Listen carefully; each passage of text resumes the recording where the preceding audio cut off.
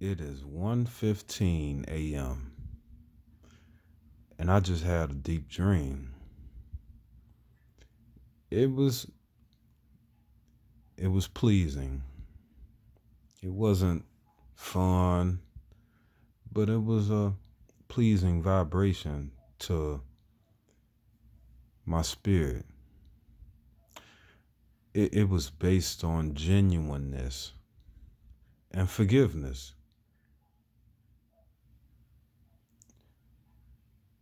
It was short and it really made me visualize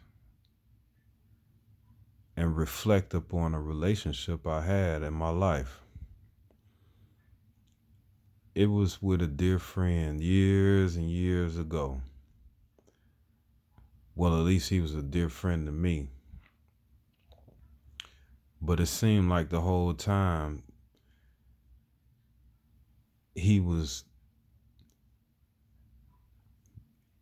geared towards sabotaging my efforts in life. Me and this dear friend, we went way back to preteens. And his sister even stayed with me in my family home for a while. And when we became young adults, we were doing, you know, not so legal activities. And in the midst of our come up,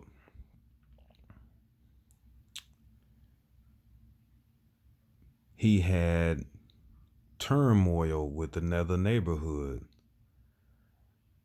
And I was with my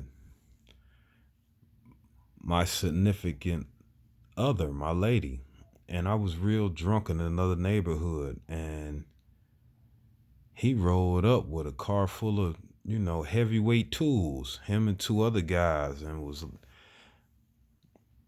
they planned to go do some damage right at that second. And I was so drunk, it was like I was inebriated.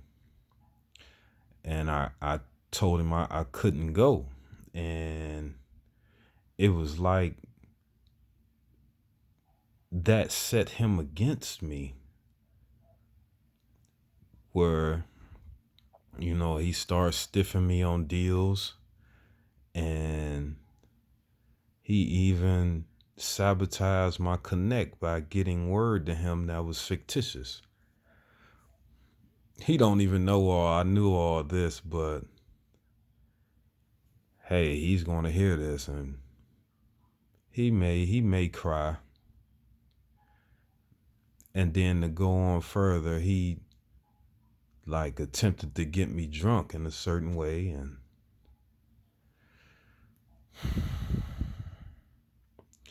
my tolerance was so high, I just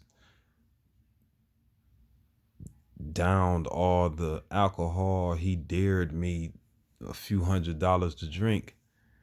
And I went outside and started slamming the guys around on the on the strip in the little area we did our not so legal activities in.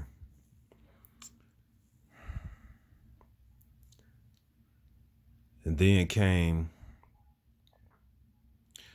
we got a federal indictment, and I was beefing with the prosecutor. He was a very dishonest guy, because with my level of intelligence, I quickly realized that the words contained in all the documents they wanted us to do, um, like a proffer, and the wordings they were using, it was just a vicious manipulation. And I realized it just reading the words, because of, you know, my affinity towards words and the connection of words when put together with other words. And so I was going back and forth with them. I didn't want to talk to those guys in a sit down conversation or anything because I know it was just a manipulation, a dishonest ploy. So basically, I told him like, look, they tricked me down there to do a proffer that I didn't sign for, and I said, man, I'm not about to talk about these individuals because I seen all the pictures laying on the table. Said, man, why am I here? These is people I grew up with. Yeah, I know some things. I know some things about me, but why am I talking to you about it? All these guys, I know these guys, but there's no reason for me to talk to you about all this. So I eventually had more conversations and I realized that they was just trying to use me like each other to gain leverage over to get everybody to sign a plea. So I fought long as I could until he made a special deal with me that he wouldn't object to the judge and blah blah blah. I never told this story out loud to any. Well, I did, but no one affiliated with the streets. And even when I went to sentencing, he tried to intervene because he just was a dishonest prosecutor, and the judge cursed him out. And like, man, sit down. And the judge told me that, like, you're not like the rest of them. It was like, you just you got to find God and find your course in life because you're not like the guys on your case. And, that always stuck with me because he said some more things that was a liking to that statement. And it just guided me to find God more and more, like it really did over my life. Not that it was the focal point or the primary reason, but it was leverage that,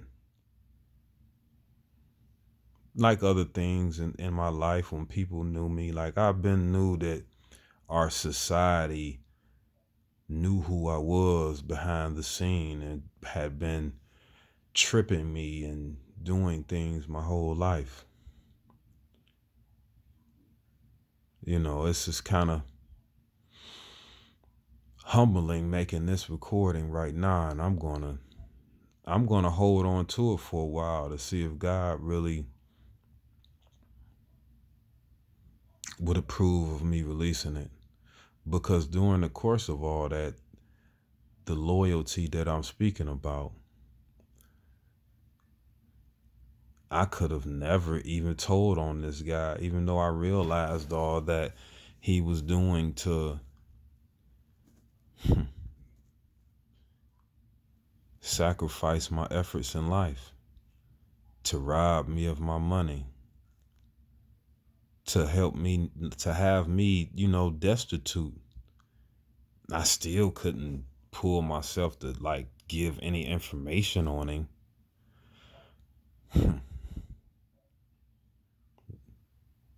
Yeah, I would love to be there and watch him listen to this. But he already know I'm a rare individual. He would tell me when we first started hanging around each other, he like, man, you is rare. You different than everybody.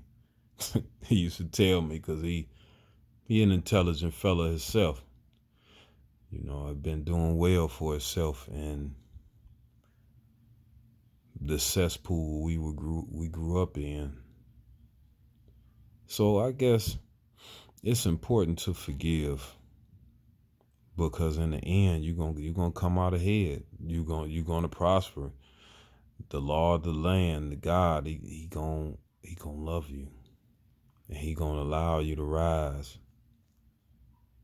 I am so satisfied of my purity of spirit. No matter who will look at me or try to judge me, I know the purity of my spirit since day one. So I'm gonna tap out on that. I love you, but more importantly, I love me like I do. And I refuse to put myself in the presence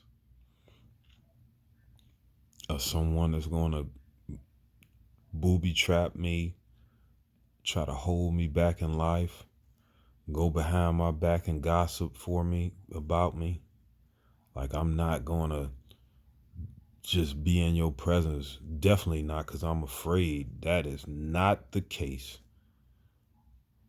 It's because I don't even care nothing about you seeing me happy and stuff. It's like, just view it from a distance.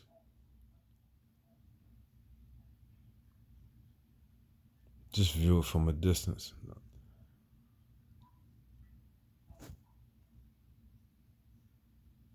I mean, and I mean, amen. Peace to you.